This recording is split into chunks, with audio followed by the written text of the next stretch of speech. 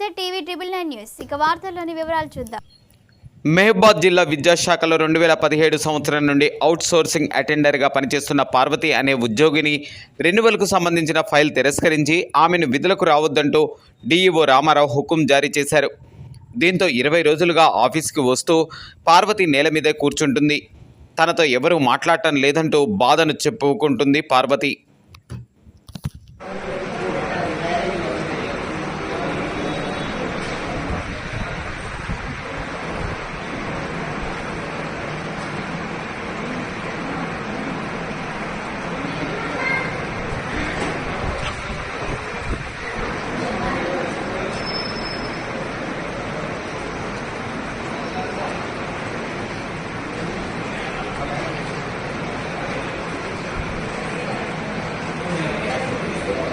Hi అండి, అందరికీ నమస్కారం. నేను మీ జబర్దస్త్ రాజమౌళి.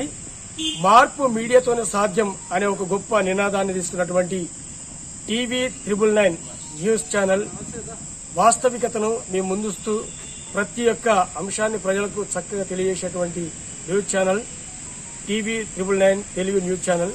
ప్రతి ఒక్కరూ ఈ యొక్క అంశాలను, ఇందులో వచ్చేటువంటి విషయాలను లైక్ చేయండి, షేర్ చేయండి, సబ్స్క్రైబ్ చేయండి.